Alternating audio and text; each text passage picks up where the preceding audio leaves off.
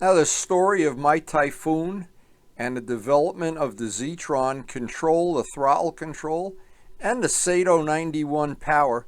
It's an interesting story to modelers, one you might not have heard all the details of. I hope this video fills in some of the gaps. Now, the story of my Typhoon goes back a long time, back to the time when I dreamed about having the biggest plane on the flying field, and I did. And back to when everybody basically was flying 35s and 45s and I wanted to have a 60. I made every effort at having the most unique models, the biggest models, always unique features, twin engines, carbon fiber parts. I always was trying to one-up myself in this quest to try to have something unusual. Then, in the middle of everything, in the middle of having all kinds of things going on with models, I was working on my train layout, and I realized Mikey Palco at the time had a friend, Sergio Zegras. And Sergio, I went to one of his little indoor meetups, and he had a thing called the ZTRON that controlled the indoor models. And I thought, wait, maybe we could use that. He made me some parts for my model railroad that I still have. I still use them. But I wanted him to help me, and he helped me develop a form of the ZTRON, which is really like a channel changer. It's an infrared control. And it's the ZTRON that was the unique part of the Typhoon. I tried to develop it on other models, and with some success. And I tried it on some of the things, generic model planes that I had at the time for testing. But my real goal was to have a semi-scale plane like the Adamusco Spitfire, my Spitfire, a real semi-scale plane, and Harold Price's Bolt and Pull Defiant. I thought, wow, these things were going through my head, and I wanted to have, in a perfect world, a British semi-scale plane that was very unique and had the biggest motor possible you could put in a plane legally. So, more information. During this time, the rules were changed that you could have a 90 displacement engine, and I had a SAITO 91, I believe it was a 91, but they allowed it, and it had a throttle control. And to control a throttle, you could control it all during the flight, make the plane speed up, slow down, and you did it with the ZTRON controller. Now, to be honest about it, this was really a lot more involved than I thought it was. I envisioned something that was a lot simpler, and this wound up consuming a whole summer of my life trying to make this work on test models. And when I finally got it to work on the Typhoon was built around the idea it was going to have a throttle control and a SAITO 91, a 4-stroke, and I wanted it to be as semi-scale as I could. I envisioned at the time that the person launching the plane could just let the plane go and you could up the throttle. Well, that didn't turn out to be a practical thing for a lot of reasons, including the safety factor, so we kind of abandoned that. But we did get to do something during the flight, like as an example, in the Overhead 8, you could speed up the engine. You could adjust it if you were going a little bit too fast in level flight, you could just slow it down. Or another thing, if the wind started blowing real bad, you could control some of the wind up with the plane was so overpowered anyway. Now notice on this is the landing. These are some still shots from Kent Tyser's video. We're taxiing the plane, but the tail wheel's not on the ground. It's on the 2 main gear. Now, it's on the ground, but the engine is still running. We're coming in for landing. And this is the final thing. Now, this is on a top 5 day at the Nationals. And I'm going to show the flight at the end of this. But I wanted to show this, what the objective was and how it played out. And actually, to this day, I think it's the only plane that has ever had a throttle control and been able to land on a top 5 day in front of the judges at a national championship.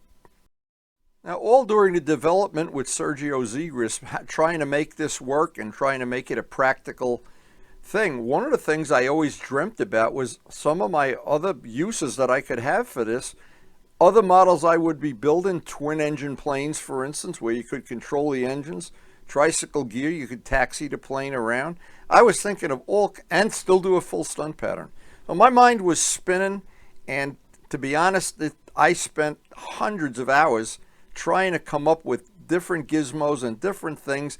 And I know if somebody out there still has the original discs for the Typhoon, you could go back and look at them and your head would spin when you saw how much time and effort I put into this.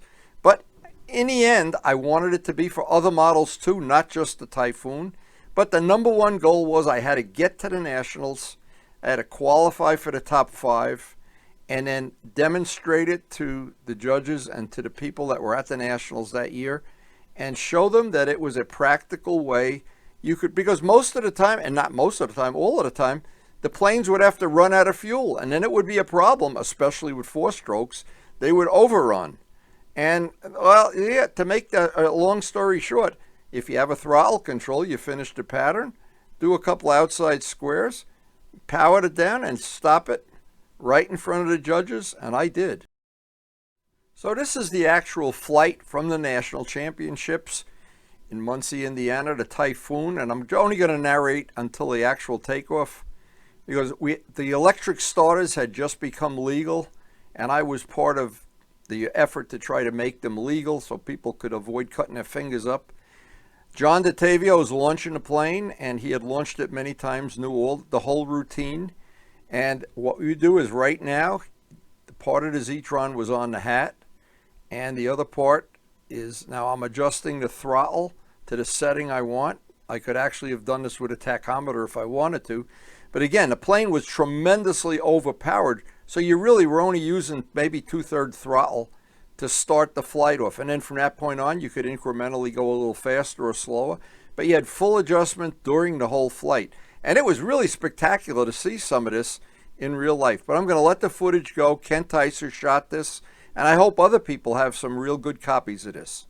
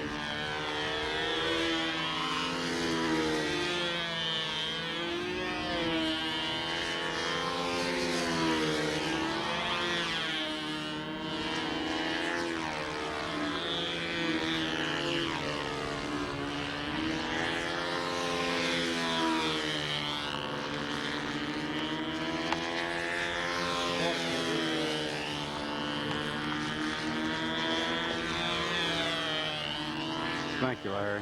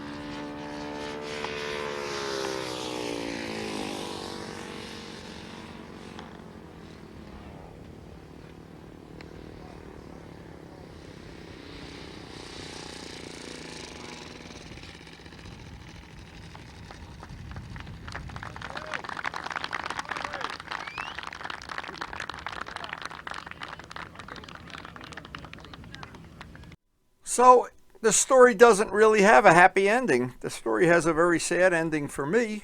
And what started out as the ZTRON as a part for my model railroad signal control system and evolved into something that flew at the top 5 at the Nats. A year later, believe it or not, the AMA outlawed it and the rules were changed. So I don't know that that was good for the hobby, not good for the hobby, good for me, not good for me. Doesn't really matter. That's what happened, and I moved on to my next project. But I had so many projects over the course of my lifetime, and I look back at every one of them. The Spitfires I built with Joe Adamusco, and Joe was just a joy to work with. We both had Spitfires. This is the Seafire. I'm going to be doing a dedicated video of the Seafire if I can get my hands on some of the old discs in original copy. That has a sliding canopy, a la similar to Keith Trossel. And I was so happy when Derek Berry did the sweeper, brought it to Brodax, flew it. What a tribute to me. That's funny. I'm usually doing the tributes the other way. But anyway, he's a great protege. He is, to me, what I am to Harold Price. And I went on to have a wonderful life with Reno Air Racers. That I've been telling the story in bits and pieces to the people that watch this channel. And the Reno Air Racers, the Red Baron, all the Tsunami. If I can get my hands on some of the old discs, I'm going to do what I can to clean them up. The Miss Ashleys, the 2 Miss Ashleys. And boy, just going back. And I often wonder, and before I end the video, I often wonder when you start a project like the Typhoon started as a little figment in my imagination, and then the rules were changed for the 90, and I saw the ZTRON becoming available, and I think, boy, it all started from Harold Price letting me refinish that original Valkyrie, that purple Valkyrie, and driving out to the Nationals. And I have linked up with one of his daughters that has a bunch of old pictures, and we're working on converting them now. Maybe in a month or so, we'll have what amounts to be a photo show of old slides that Harold took during his lifetime. And believe it or not, I'm in some of them. And some people you may remember are in them. Stay tuned. That's coming up as soon as we get the rest of the slides converted. But I'm hoping you're enjoying what I'm putting out on the videos now. These are the only memories I have, the only pictures. I try to clean them up as much as I can, but a lot of them are in pretty rough condition. But still, they're the only ones that I have available right now to work with. Now, Harold Price's daughter, this is a little sneak peek of some of the pictures that Harold had. These are actually on color slides that she had transposed into digital files. But here's that 900 sweeper and Big Jim. Boy, I think this might have been the best flying plane of all. It evolved into my MiG that was published, and my first top 5 plane, the MiG. It was published in Model Aviation. And great pictures we have of people. This is the Circle Burner Field. That's Glenn Metter.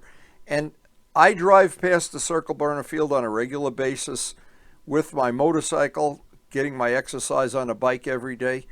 And I look at the field, and the weeds are growing taller than me. But looking back at this, I have a tear in my eye. It is Kevin Captanelli.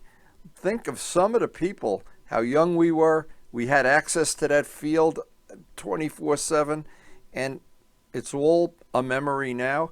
But we do have these pictures.